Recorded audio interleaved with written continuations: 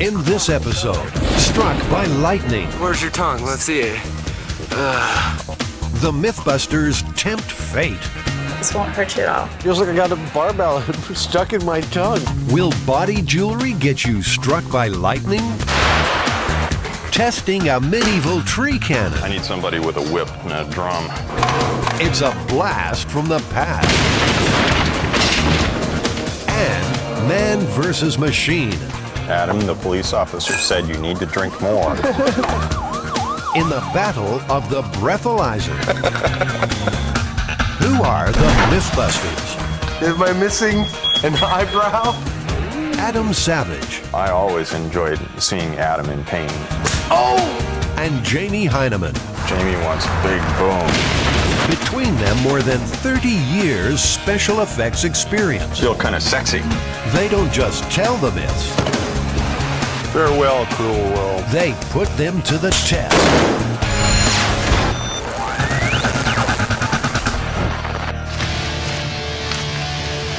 Come on, Some, please help me up. yes, we'll carry you.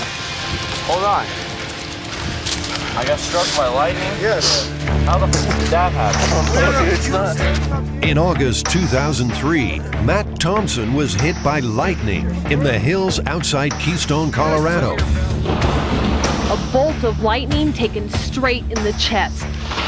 It just came out of nowhere. The direct hit traveled all the way through Matt's body. I had no clue what happened. Matt's story was big news. On websites worldwide, the issue was raging. Matt, you almost died. Was Matt's metal tongue stud the reason he was struck? So my tongue ring. I don't know, dude. You might have swallowed it. Let me see. Where's your tongue? Let's see it. Oh, it's broken off in there, it looks like. Let me see. Body jewelry attracting lightning strikes? This looks like a job for the MythBusters.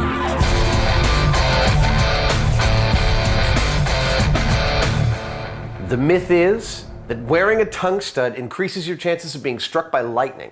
So what kind of cockamamie theory is this? Well, this cockamamie theory says that the lightning bolt is being attracted directly to it. Like a lightning rod. Yeah, exactly. It sounds kind of silly. Being loaded into an ambulance with a fried tongue, you can bet Matt Thompson didn't think it was a silly myth. Still, the boys are skeptical. It's obvious that jewelry does affect your body if you get struck by lightning, but the question still remains. Does it increase your chances of being struck by lightning? For the tongue stud lightning test, 2 heads made from ballistics gel will be mounted near a lightning generator. One of the heads will be pierced with metal studs. Adam and Jamie want to know which head the charge jumps to. That'll be fun. Well, that's definitely why we're doing this. The first job is to build a rig that will attract lightning. They need something big, metal, and round. Ah, here we are. That's them. What, these? Yeah. Oh, okay. Well, we're using woks because the round surface of a wok is a perfect thing to test an electrical field around because it doesn't have any point that can gather the electricity to a single point. 7, 8. It's like they knew we were coming. Imagine that. Normally, you'd probably put the heads on a spike, but that would not give us an accurate test as to the conductivity of the piercing as it relates to the whole head.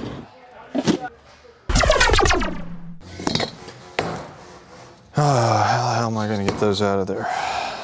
Back at the workshop, while Jamie grapples with removing the wok handles, Adam is going into reproduction mode. I am going to take this casting of my head, and it is me, I swear, and I'm going to fill it with some rigid foam so I can cut it in half and turn it into a vacuform mold to make a bunch of ballistic gel heads. This is where things start to happen kind of fast. There's a point at which it gets clear again. There, see? Now it turns dark. Now it's just about to bubble. That's the trick. Now if you look in here, we can watch it. It's gonna glow all the way up. Isn't that amazing? Oh, look at this. Here it comes. All right, so I mixed too much. Jamie, ahead of schedule, has found time for art. I don't know what it is, but it's pretty. It's like a big steel tulip. Adam, meanwhile, has a solid base for his mold. There is something strangely satisfying about that. But getting the plastic shell to form is proving to be a headache. No, no. Come on. Adam's really hard on my tools. He'll tend to plow through things without thinking. Every time. I hate this frame. It's ripping my fingers to shreds. A little more comfort in your design. That's all I want. It'll toughen your fingers up. It's good for you. You, my fingers don't need toughening. Here, let's see if it still fits. Ow. No, that doesn't fit. My head's gotten fatter in the intervening years. As if nobody knew that. All right, let's go do another 9. Jamie is attaching inverted walks to the tops of metal rods.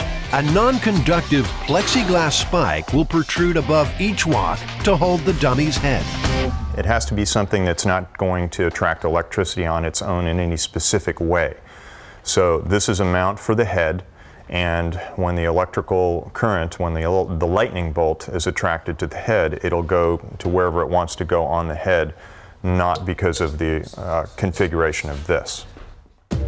Adam has finally created 10 head molds. They need more than 2 in case the high voltage strike blows them apart.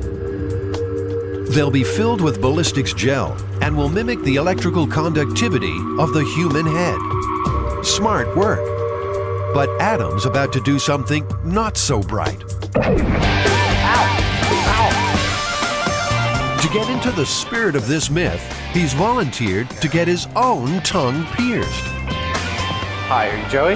Yeah, hi. I'm Adam, Nice to meet you, Adam. Jamie? Hey, Jamie, how you doing? Good. and I'm here to get a tongue piercing. Well, let's see your tongue. Yeah, we can put some jewelry in there for you. All right. Have you ever heard any myths about tongue piercings? No, I've heard some realities about tongue piercings. I don't know about any myths. What do you have in mind? Well, there's a story going around about a woman in Britain who apparently was struck by lightning, and she said it was because she had a tongue piercing. Never heard that one. You never heard that one? Never heard that one. You ever had any complaints of anyone struck by lightning? None of my clients have ever been struck by lightning. So these are some of the basic beads that I have for you to choose from. Probably the most comfortable size to start with is this one right here. If you want to go with something a little fancier, it's possible to wear gemstones for it as well. So if you want to get really flash, you can wear something like that. What do you think, Jamie? Should I go flash or plain? I think you should go for maximum conductivity, actually. Yeah, I suppose you're right. Do you have anything shaped like a little, lightning rod or No anything? lightning rods, and we don't have any copper. I think you're going to have to go with the stainless steel. All right, the stainless steel ball about that size was exactly what I was thinking about. Okay, that should be great. So why don't you come on in here, have a seat on the dinosaur chair there. Oh, do I get a lollipop when this is done? You do get a lollipop when this is done, but only if you earn it. He's just seen the needle. For once, Adam's at a loss for words. All right, so, you ready? It's very, very quick and very, very easy. You can set your glasses right there. What I want you to do is swallow one last time. Breathe easy. Give me your tongue. There you go. This won't hurt you at all. I'm not gonna pull on you. Just wanna make sure I got you right where I need you. Piercing's real quick. I'm just getting lined up. Here you go. Give me a breath in and out. You're done. Your jewelry's in. I'm gonna take the clamp off and screw the bead on the bottom, but it won't hurt you. You're absolutely done. Let me just make sure the beads are tight. You can have your tongue back. There you go. You're done. All right. Woo. That was not so bad. Oh, but now I'm talking all funny. Feels like I got a barbell stuck in my tongue, man. How about that? Get it back here. She sells seashells by the seashore.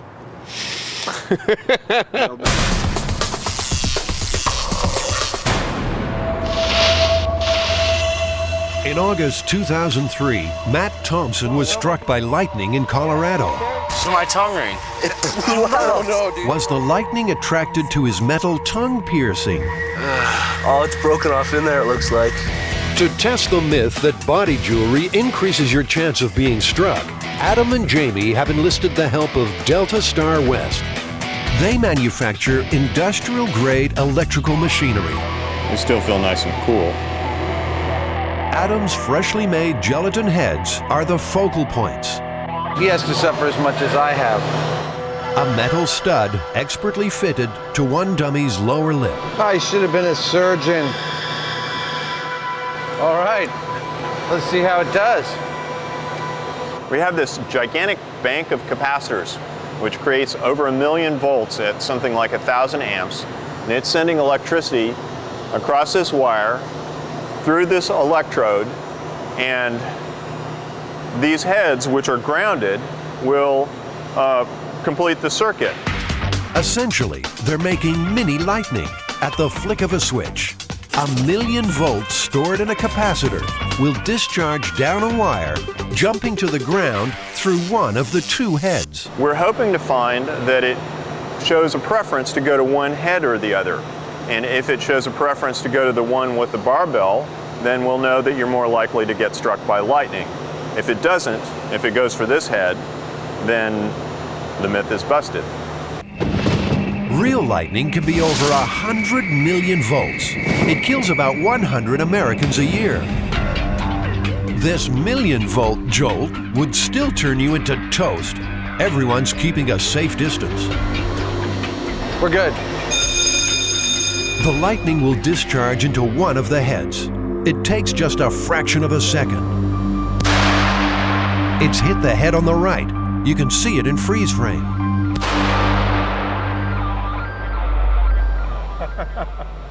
Here it is again on high-speed camera.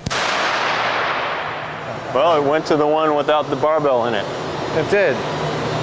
We learned a couple of really important things from the first test, and the first thing was that the lightning bolt went to the top of the head and no place else on the electrode, which tells us that that our rig is nicely set up. It's pretty neutral, and we are getting current to go through the head itself and not through the steel. The second most important thing that we learned about this was that the discharge actually went to the head without the piercing. So this not looking too good right now. But the testing has just started. In the interests of accuracy, they move each head to the opposite spike. We're just doing a control by swapping the heads on the rig and making sure that the rig doesn't prefer one direction or the other.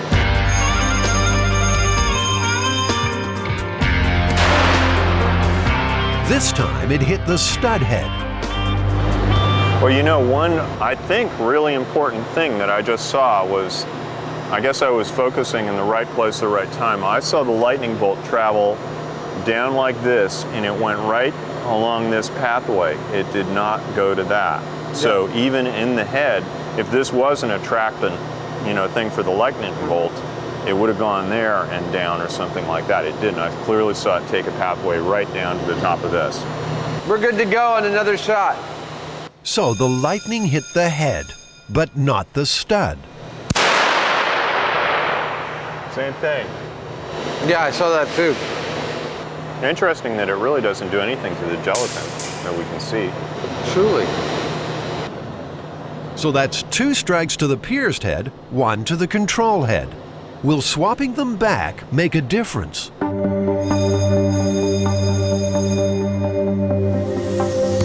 It's the pierced head again, but a confusing pattern is emerging. The charge often goes to the piercing side, but it never seems to touch the metal. The MythBusters won't be satisfied until they can see the lightning hit the stud directly. Jamie, we've now run this a dozen times or more. The heads are working perfectly, the rig is working great, we're getting consistent strikes, always to the top of the head. Not once has the lightning gone right for the stud. Yeah, all we've got left to do is put a bunch of studs in there, some really big ones maybe, see what happens, see if we can get something to react to them. Like nuts and bolts and knives and forks? Yeah. Adam has apparently read the Hannibal Lecter Style Guide. All right, I think that's a pretty good look there, Jamie. What do you think? Well, maybe more is better. Let's fire it up. Okay.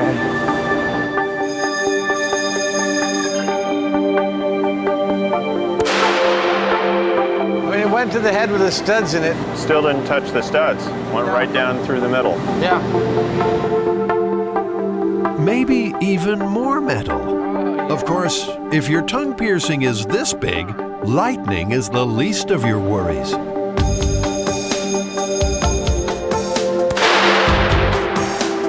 I saw it go into the top of the head and go out to the bolt and back in.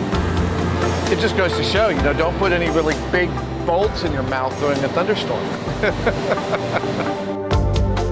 Finally, a test for the mother of all studs. Well, cheek piercing there.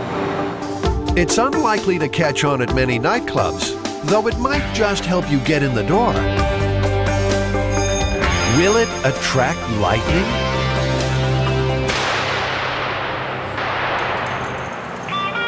At last, a direct hit.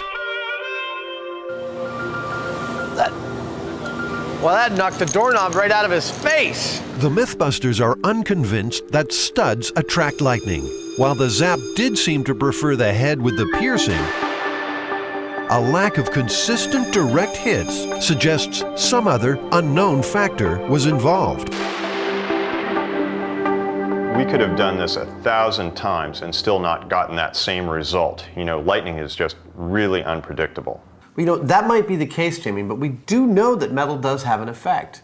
You know, depending on how much of it there is and where it is on the body. And we did get a strike right to the doorknob, but come on, who wears a doorknob? The only thing this myth has shown the guys for sure is that Adam's wild days are over.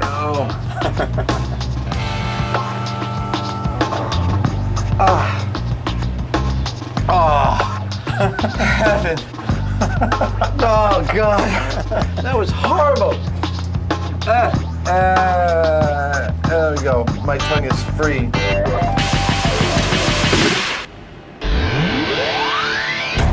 The MythBusters get medieval. Can they turn a log into a lethal weapon? Fire in the hole!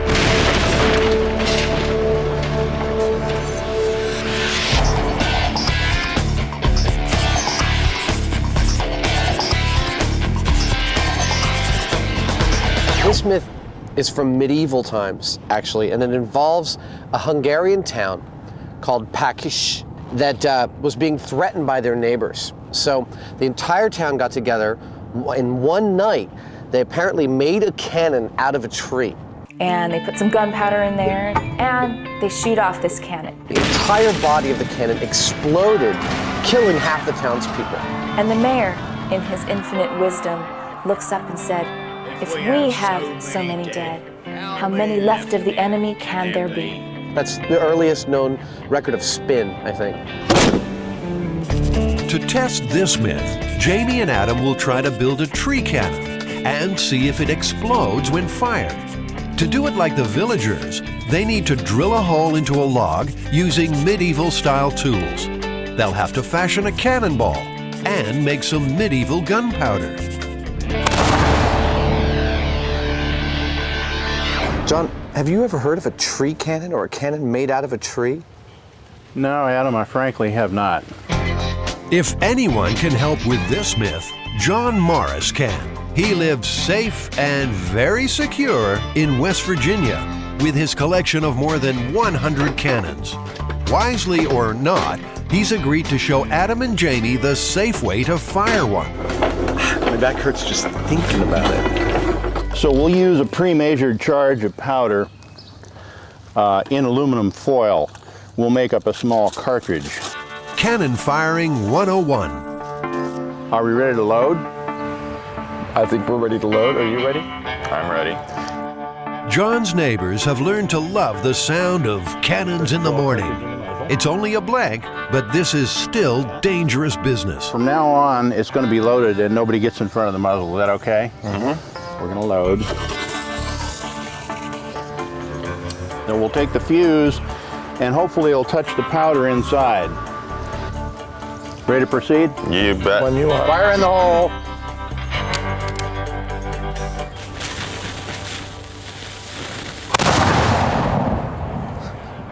I knew that was going to happen. You did. They've seen how it's done. Now it's the guys' turn. Is it possible to put too much powder in a cannon? Certainly. What'll happen? Well, it will overstress the cannon, and the cannon could blow up. Now, you shouldn't be in front of the piece. Exploding cannons. Food for thought for two first-time firers. Fire in the hole.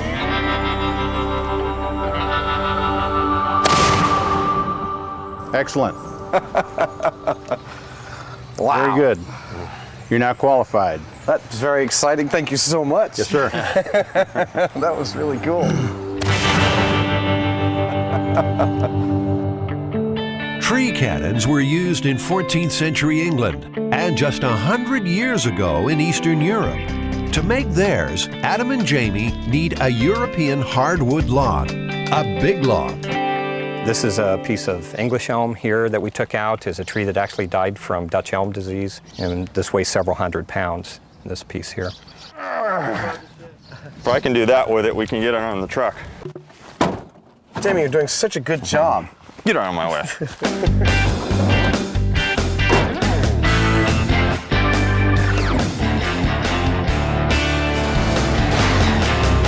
This was done in medieval Hungary.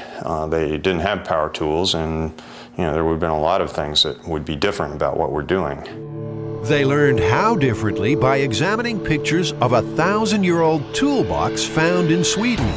For authenticity, they want to make similar equipment. Jamie's starting with an axe to strip the log.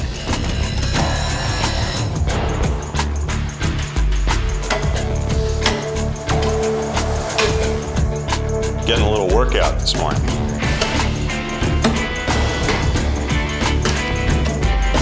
Adam's having a workout of his own. He's making a medieval saw out of a forklift pallet.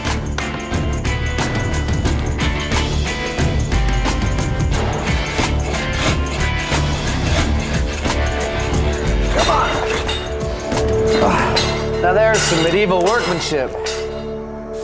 Well, I'm gonna heat this piece of metal up until it gets red hot. Hopefully I'll make something that resembles a spoon drill, which is one of the first drills that they used.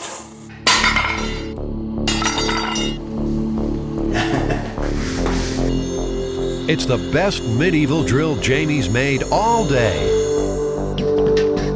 Now there's just one more job before they get started on the barrel. San Francisco has a community arts center that specializes in old-style forging. Instructor Chris Niemer specializes in keeping his cool. Chris, we need some iron bands around this thing. Okay. We're making a cannon. But if you don't hear from us again, you'll know why. We'll know what happened. The steel bands around the log will help it absorb the blast. They'll be heated in a furnace, then hammered into place. When we start wrapping this, I think I'm probably going to have one of you two with a hammer just kind of tapping behind me. Test run number 1. They've got to pull the band tight while it's red hot, then rivet it in place. That's the ticket.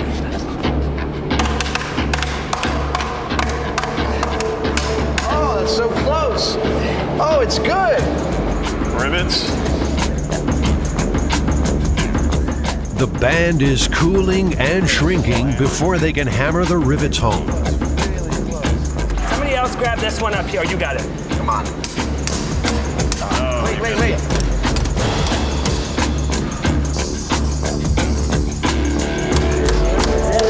Yeah. Oh, it's beautiful. Yeah, that's it. That's it. All right. We got it. Quenched with water, the band will shrink tighter onto the log. Just 4 more to go. You know, it's funny how ye old techniques take ye old sweet time to get done. Medieval techniques take some mastering, but each band is going on easier than the last. Oh, but the vibration feels really good. Beautiful! job. Excellent. It's looking more like a cannon, but there's still no barrel. Will Jamie's medieval drill do the job? Drill's nice and sharp, and I've flattened this out so that I can grab this like that to crank it. Remember, according to the myth, the tribe made their cannon overnight. But this is slow work.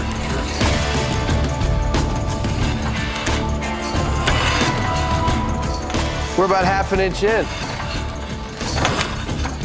I need somebody with a whip and a drum. They've got to drill through about 5 feet.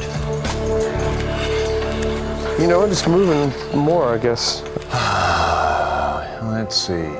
Medieval tools just weren't built with myth busting in mind. Based on what I'm seeing here now, I'm thinking it'd probably take a couple of days to get through it.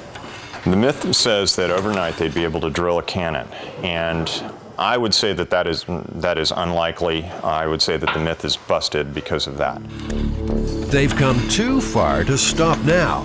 Adam and Jamie resolve to test the rest of this explosive myth, and that means building the cannon their way. I'm not doing anything that the Packish wouldn't have done if they had had a chainsaw.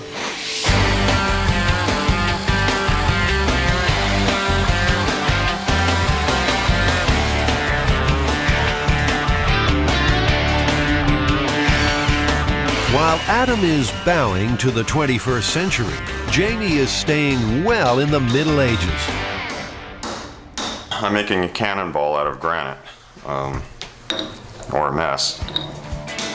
He plans to hand chisel a perfectly round cannonball. It's precision versus power.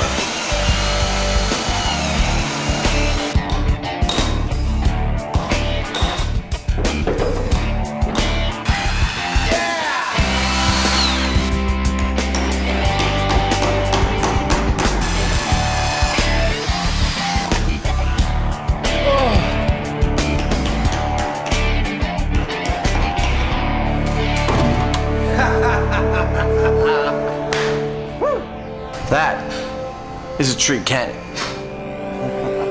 Jamie hasn't done a bad job himself. It's so far beyond anybody's experience that we're all like kind of blown away, right? And don't think he didn't know it. So they've made the tree cannon, made the cannonball, now they need to make medieval gunpowder. They've called in expert pyrotechnician Jack Morocco to help. You know, what we need to do here is something a little bit different in mimicking a medieval gunpowder formula. Jack knows what ingredients existed around the time of the myth, so they can make up a crude gunpowder. But how well will it work? For safety reasons, they'll light the fuse electronically from a distance. Ready?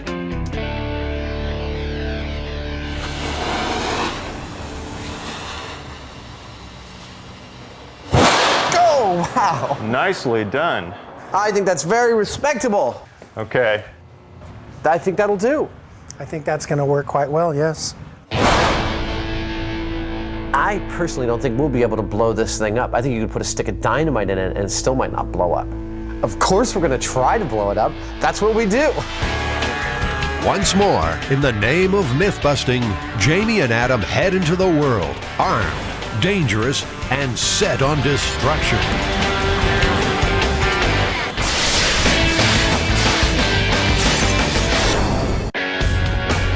It's a normal day out for the MythBusters. They're driving through San Francisco with a medieval tree cannon in the back of their pickup. Their destination? The abandoned runway at the Alameda Naval Base. The cannon is a replica of one built by medieval Hungarian villagers, which, myth has it, blew up when fired.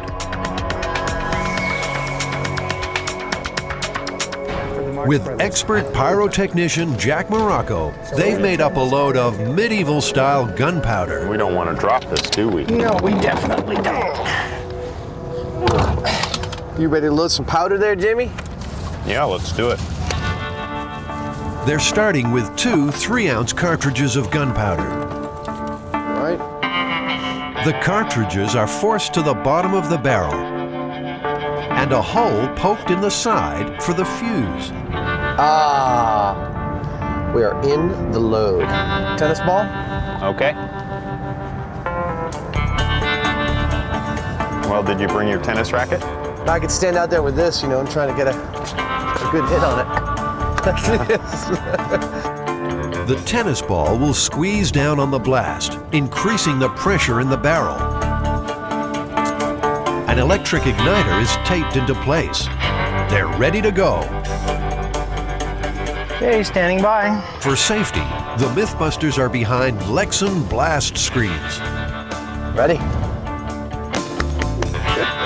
Fire in the hole! 3, 2, 1. Hot set! Ooh. Wow, it's still going. Is that a flaming tennis ball? I don't think so. That was a good bang. Yeah. Did anyone see the ball? I'm going to take the bicycle out there. Is that where the paper cup landed? Yep. Oh, okay. It seems their tree cannon has quite a serve. Oh.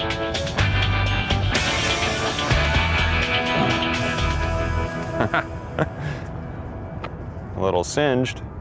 You found it? Wow, that looks great. Doesn't look very much the worse for wear. No, just lost some fuzz. Well, the tennis ball went a little more than a football field in length, which for a tennis ball is a lot. And I think that, you know, when we put the stone in there, it's really going to take off. Next up, the real thing, Jamie's hand-carved cannonball. We're debating whether or not to put a single or a double load, either 3 or 6 ounces of powder behind it. The extra weight of the cannonball will further compress the blast, increasing the force up the barrel. The guys know the safe way to go is a single 3-ounce load. You comfortable with 6 ounces, Jack? Yeah. All right. Loading the cartridge. It's double or nothing. Twice the powder, twice the danger. At this point, no one crosses the front. And be careful with that, because that's going to roll down there fairly quickly. Yeah, so I gather. Shock it. Jamie's great creation is headed for a great adventure. Satisfying little thunk. Do you think we'll be able to find it? You know, I'm feeling pretty certain that it's going to launch that thing a fair ways, but I don't have a clue how far. Are we ready, Jack? Fire in the hole.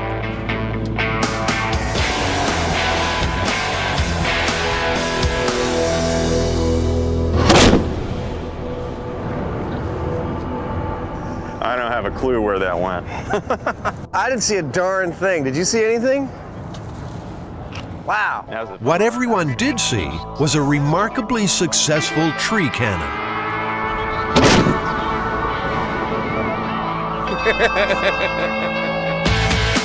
They've proved you can make a cannon out of a tree. A long way. Really? Yeah. But Jamie's cannonball is long gone. I'm a little bummed out not to find the ball, you know, I put a lot of work into that thing. It's a rough thing trying to find it. We've got a runway that's 1.25 miles deep. I didn't think we were going to find it, and I don't think it's unreasonable that we didn't find it. The ball might be gone, but the myth-busting continues. Remember, the cannon in the story is said to have exploded. Well, we're going to take all the powder we have left, which is about 12 ounces, 14 ounces of powder left. We're going to dump it all in here, see what happens. Remember, children, MythBusters has hired a licensed pyrotechnician to help us blow stuff up. You should never try anything like this unless you have your own television show. I wish I had my rock back. This is twice the amount of powder they've tried before. They're jamming everything they can find down the barrel to clog it up and increase the chance of explosion. You have one other thing you want to add to this, Jamie? I want to see this thing blow up. You know, it's keeps working. What are you going to do? So I'm going to jam a can of soda down this. It's a tight fit, maybe too tight. Oh, ladies and gentlemen. That's not good. Oh, it squirted out of the hole. The water squirted out of the hole? Oh, whoops. You could have done something worse, but I can't for the life of me think of what that might have been. Okay, here comes the golf ball.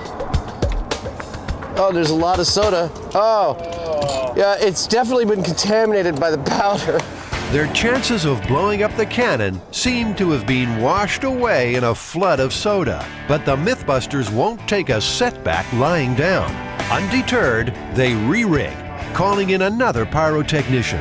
He's got a jumbo-sized bag of gunpowder, and he's not afraid to use it. Well, we put 6 ounces of powder in last time. What are we going to put in this time? 5 pounds. Whoa. Yeah.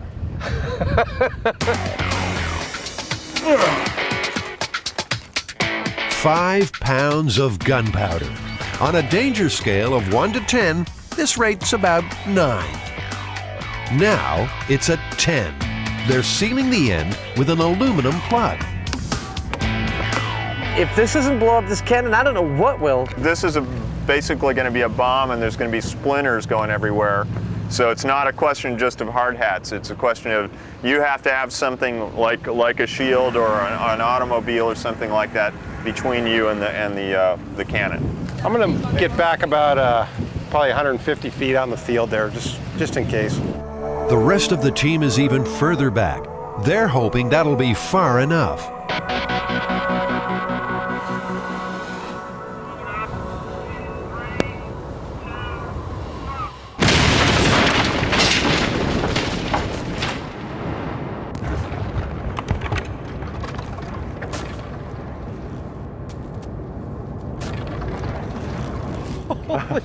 Is everybody all right? I mean, like, the heaviest parts go farther than the fence. There's a piece of log way back there, look at that. Oh my God! It seems tree cannons can explode with even more force than anyone imagined. Cannon went away. There's a little black on the ground around where the cannon was, and that's all that's left. I'd say it's a very efficient way to split wood. No, we don't have to lug that damn thing around anymore. My God. Adam and Jamie have busted a cannon, but proved 2 myths. Maybe 80 pounds or something like that. They've proved you can make a cannon out of a tree, and they've also shown the Hungarian townsfolk could have been wiped out when it exploded. Sometimes myth-busting is dangerous work.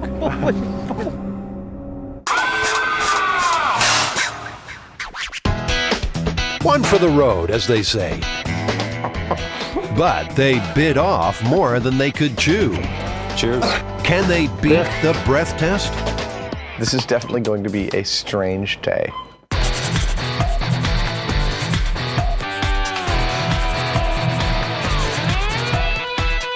Here we are at the San Francisco Police Department Crime Lab, and we've got the breath tester, and we're going to get drunk today, I think, and see whether we can get around the breath test. Well, there's a lot of myths out there that are really kind of strange about all these substances you can use to potentially beat the breath test. You know, Adam, I don't think any of this stuff is going to work. I don't think any of things are going to work either, but it's up to us to imbibe and then further imbibe all of these things to show this. So the idea is to get drunk, then put different products in their mouths to try to fool the breath test machine into giving a lower reading. The San Francisco Police Department generously offered its crime lab for the day. Officer Bruce Gendron will be watching over Adam and Jamie. Adam's drink of choice is scotch. Neat. Jamie's mixing vodka with cranberry juice. I don't know if I've ever had a drink this early in the day. Nostrovia, Kampai, Prost. Right there with you, buddy. In California, you're considered legally intoxicated with a blood alcohol concentration of 0.08. Spirits are about 40% alcohol. How many the guys need to reach the limit depends largely on their weight and how fast they drink. A little bit of food to cut the alcohol. I'm lit. It's like 1 in the afternoon and I'm lit. Food does slow alcohol's absorption into the bloodstream, but their livers can only metabolize 1 drink an hour, and just 5% of alcohol is expelled through urine. Put simply, their bodies can't keep up. So I've had 4 drinks, right? Yes, this is number 5. Let's try control. There you go. Here we go. You want to try one? Yeah, let's try one. Go ahead. Very good. That's very good. Thank you. He's an 03. That's an 03? It's an 03. Wow. I swear I'm a cheap date. Adam, the police officer said you need to drink more. You know, my doctor was also telling me that I'm not getting enough tar, so I need to start smoking again. Make it a double. The guys have to drink up for science, far more than either would normally imbibe.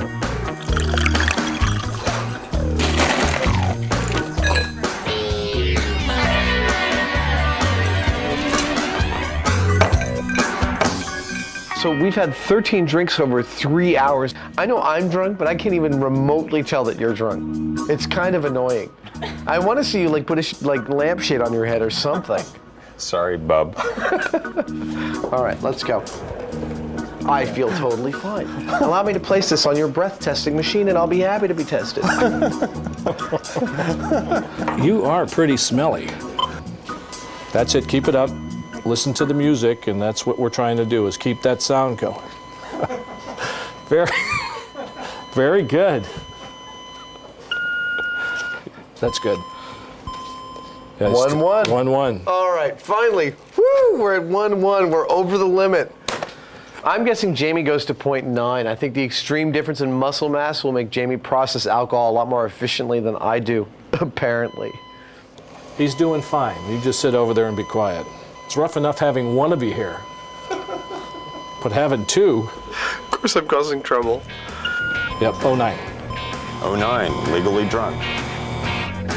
Legally drunk and illegal behind the wheel.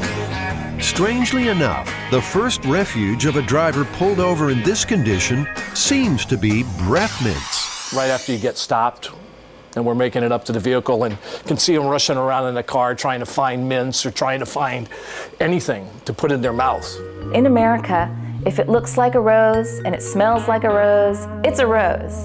And if you have your certs and your mouth is fresh and you feel fresh, then perhaps you just aren't drunk anymore. Unfortunately, you are. A roadside sobriety test quickly reveals that. Okay, now stop. I want you to turn around just on the balls of your feet. With your right index finger, touch your nose.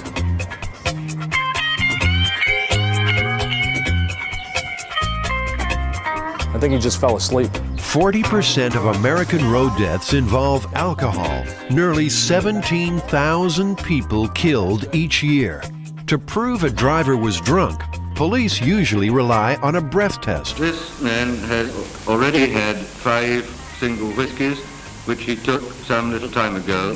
The breathalyzer was invented back in the 50s, where drinking whiskey often happened while wearing a nice suit. Right, that's enough. He is up about 0.13. Breath tests work because alcohol is carried by the blood into the lungs and exhaled. The amount of alcohol on the person's breath is proportional to the amount in their bloodstream.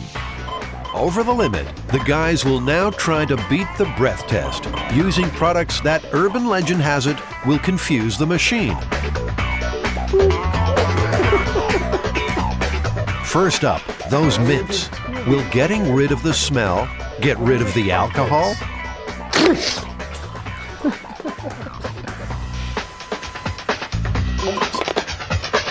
Ooh. Okay, that's minty. 1-0. 1-0. Fat lot of good that did me. He's still blowing over 08.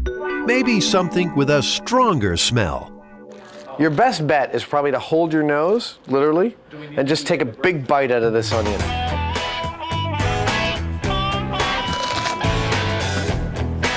My eyes are watering here. Let's try and see if you were able to fool us. Nice and steady. Keep going. Keep going. That's good. That's good. Jamie, that was an 08. The onion didn't do anything. Some breath testing machines act like a fuel cell. The more alcohol blown in, the higher the electrical current produced. That could well have sparked the myth keeping a battery in your mouth would beat the test. Stuck on the battery now? You get the battery. Yeah, I'm letting you off easy, baby.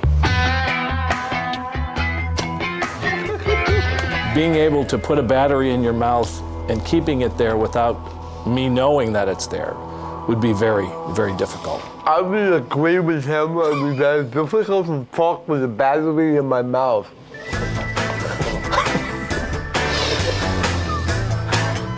I'd say you're charged.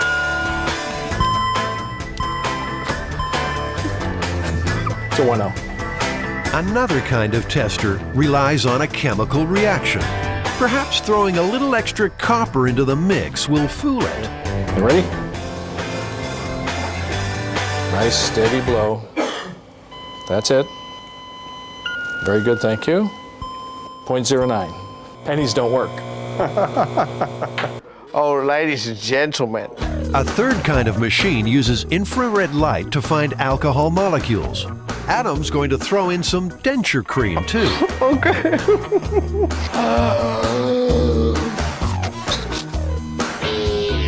Adam, you did a great Oh, that was nothing, baby. 0.11. 0.11. So, denture cream, a no-go.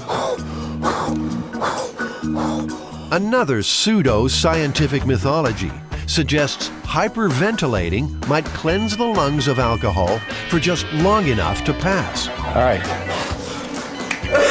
1-1. That doesn't work either. In fact, the myths are running dry. One last contender, mouthwash. One wonders where you do this in a car while the police are like coming around to your window, but nonetheless, we'll try it. Just nice and steady again. 0.43. 4.3. Really? Yeah. Oh, 0.43. Yeah, that's way gone. Something's causing a false reading. A little higher at 0.5 is lethal. To iron out glitches like that, police always test you twice. Very good.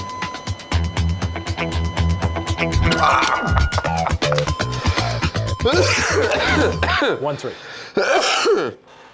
So it would appear that mouthwash doesn't work at all. I mean, even if they got two readings that were grossly out of sync, all they do is take your blood test, and your blood test would tell them exactly how much alcohol you have in your system. It would seem that nothing works. On MythBusters, they do what it takes. 13 drinks, a mouthful of onion, and batteries, and pennies, and denture cream. It appears to be a sobering warning for any potential drunk driver. Using the machine, you will be busted. So what do you think? Is this myth busted? I'd say it's fairly busted. Pretty fairly busted. I'd say it's definitively busted. You can't beat the breath test.